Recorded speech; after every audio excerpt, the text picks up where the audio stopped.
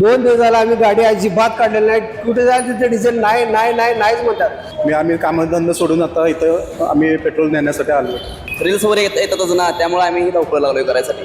गरजू लोकांसाठी आहे की नाही ही अडचण आहे. हे आपल्यावर रिसर्च ठेवलेले लोक आहेत की नाही त्यांच्यावर जी गरजासाठी आहेत त्या गरजासाठी लोकांना ही पेट्रोल डिझेलचं अडचण होणार. डिझेलच अवेलेबल नाही. शेवटी यांच्या हाताबाहेर बोलून डिझेल मिळाले 2000 रुपयाचे. आता ते टाकून आम्ही इथून पुढे धंद्याला सुरुवात करणार. हे कामासाठी ती 2-2 तास 3-3 तास लाईनमध्ये उभारल्यात. साधारण किती वेळ या लाईन मध्ये उभा आहात? 1 तास झाले. 20 मिनिटं जास्त. जवळजवळ मी अर्धा तास इथं उभा आहे, पण अजून आता 200 रुपयाचं पेट्रोल देत आहे, पण बराच वेळ लागत आहे आता. त्यामुळे माझे एक नागरिकांना आव्हान आहे की गर्दी करू नका, वादविवाद करू नका.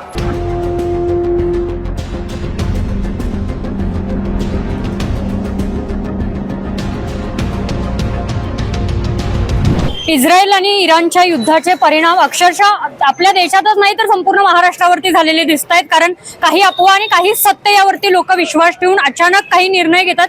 त्यामध्ये एक अफवा पसरली की पेट्रोलचा, डिझेलचा साठा, गॅसचा साठा कमतरता होणार आहे आणि अचानक सोशल मीडियावरती कोल्हापूरमध्ये एक मेसेज व्हायरल झाला की 100 ते 200 रुपयांपर्यंतच तुम्हाला डिझेल पेट्रोल मिळेल आणि त्याच्यासाठी आत्ताच पेट्रोल पंपावरती जाऊन तुम्ही खरेदी करा. आणि ह्या मेसेज सोशल मीडियावरती व्हायरल झाल्यानंतर अक्षरशः कोल्हापूरमध्ये प्रत्येक पेट्रोल पंपावरती लोकांनी गर्दी केलेली आहे.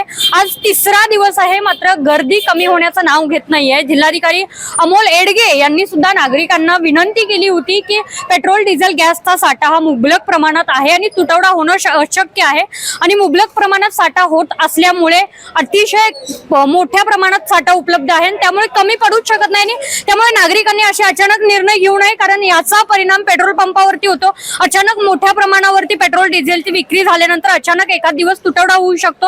असे परिणाम सुद्धा कोल्हापूरमधील काही पेट्रोल पंपावरती होताना दिसत आहेत. गेल्या 2 दिवसामध्ये तब्बल 2 ते 3 पेट्रोल पंप आतापर्यंत बंद झालेले आहेत. त्याच्यातील पेट्रोल, डिझेलचा साठा पूर्णपणे संपलेला आहे आणि असेच काही पडसाद सुद्धा बाकी पेट्रोल पंपावर उमटतात की काय अशी भीती वाटते. सध्या तुम्ही गर्दी बघू शकता. ही गर्दी गेले 2 ते 3 दिवस अजिबात कमी होत नाहीये. जिल्हाधिकारी अमोल एडगे यांनी सुद्धा नागरिकांना आवाहन केलं होतं की पेट्रोल, डिझेलच्या साठ्यामध्ये अजिबात कमतरता नाहीये, तरी सुद्धा नागरिक मोठ्या प्रमाणाने उपस्थित आहेत. प्रत्येक जण, काही जण डबल येऊन पेट्रोल, डिझेल घेऊन जात आहेत, तर काही जण मुबलक प्रमाणात जेवढा हवा तेवढा घेऊन जातात. आपल्यासोबत भरपूर नागरिक आहेत, आपण पाहू शकता. आपण यापैकी काही जणांशी चर्चा देखील करणार आहोत. दादा, तुमच्याशी चर्चा करायची आहे. तुम्ही साधारण किती वेळ या लाईन मध्ये उभा आहात? 1 तास झाले तरी. 1 तास झाला. तुम्हाला कोणी मेसेज वगैरे टाकला होता तुटवडा आहे, किंवा मग तुम्ही काय सोशल मीडिया व्हायरल विश्वास ठेवून? रील्स वगैरे येतातच ना, त्यामुळे आम्ही ही धावपळ लागलोय करायसाठी. रील्स मध्ये जिल्हाधिकारी अमोल एडगेंनी जी विनंती केली होती की तुटवडा नाहीये, त्यावरती विश्वास ठेवून मग नसता आला का? नसता आला तर कुणावर ठेवायचा विश्वास?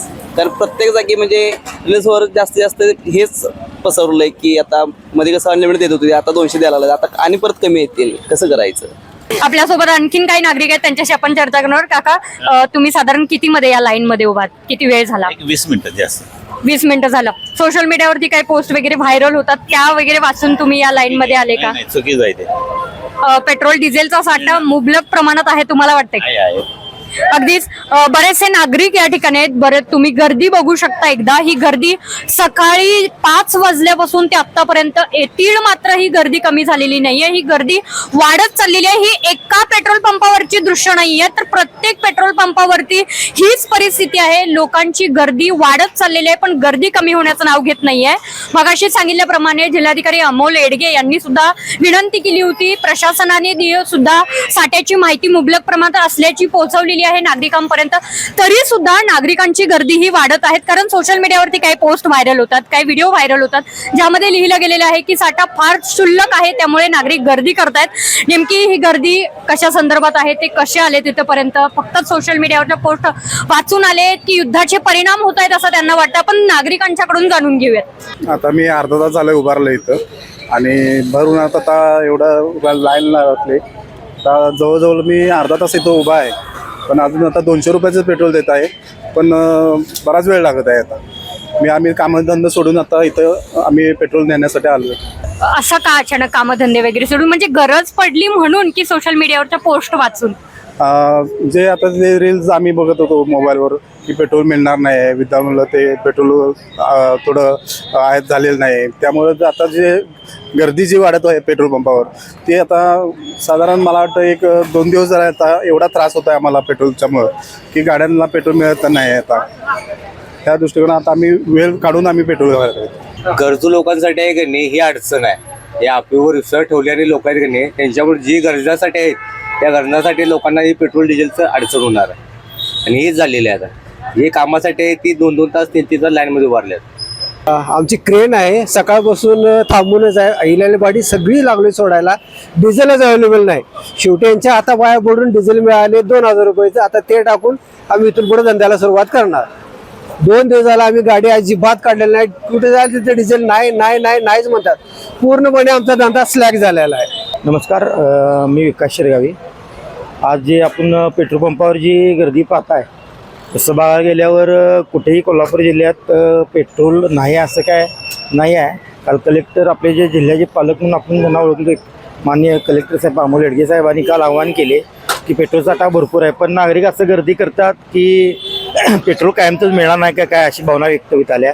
बरेच पंप पण बंद आहेत, पण काय वेळेला एका टायमिंगला लोक 3,000, 4,000, 5,000चं वन टायमिंगला पेट्रोल टाकतात. मग बाकीच्या लोकांना पेट्रोल मिळत नाही ना, त्यामुळं ही पेट्रोलची व्यवस्था अशी झाल्या. माझे सर्व नागरिकांना एक आव्हान आहे की आपण हे अशा अफवांवर विश्वास ठेवू नका. आणि पंप चालक पण 100-200चं पेट्रोल देतात, कारण की आता काय आले बऱ्याच ठिकाणी एकदमच पेट्रोल टाकल्यामुळं ते पंपावरचा साठा संपतोय. कारण प्रत्येक पंपाला लिमिट असते पेट्रोल रिझर्वेशन करायचं. त्यामुळे माझे एक नागरिकांना आव्हान आहे की गर्दी करू नका, वादविवाद करू नका, सगळ्यांना पेट्रोल मिळालं जाईल असे मी आशा व्यक्त करतो. नागरिकांच्या प्रतिक्रिया आपण जाणून घेतलेल्या आहेत. अक्षरशः काही लोकांनी सकाळपासून रांगेमध्ये उभं राहून अल्पशा काही रुपयांचं पेट्रोल घेतलेलं आहे. तुम्ही मगाशी क्रेन मालकांचं सुद्धा म्हणणं ऐकलेलं आहे की जवळपास ते 2 दिवस प्रयत्न करतात फक्त 2,000च्या डिझेलसाठी. आणि तो साठा अचानक इतक्या अफवांवरती विश्वास ठेवून लोक अचानक येऊन लाईनमध्ये लागल्यामुळे ज्यांना गरज आहे त्यांच्यापर्यंत पोहोचत नाहीये. त्यामुळे या अफवांच्या वरती विश्वास ठेवू नका. कालच जिल्हाधिकारी अमोल येडगे यांनी जी रियालिटी आहे ती सांगितलेलीच आहे, परंतु केके न्यूजच्या माध्यमातून आम्ही देखील नागरिकांना विनंती करतो आहोत की अशा अफवांना बळी न पडता सत्य काय आहे हे जाणून घ्या आणि त्यामुळे अशी गर्दी वगैरे करू नका. बाळ, फ्रीजमधून श्रीखंड काढ ना. आम्ही पूर्वी घरीच बनवायचो श्रीखंड, त्याची चवच वेगळी होती. आता काय सगळं रेडीमेड. आजी, हे श्रीखंड खाऊन बघ. आज तुझ्या आईनं घरीच बनवलं की काय?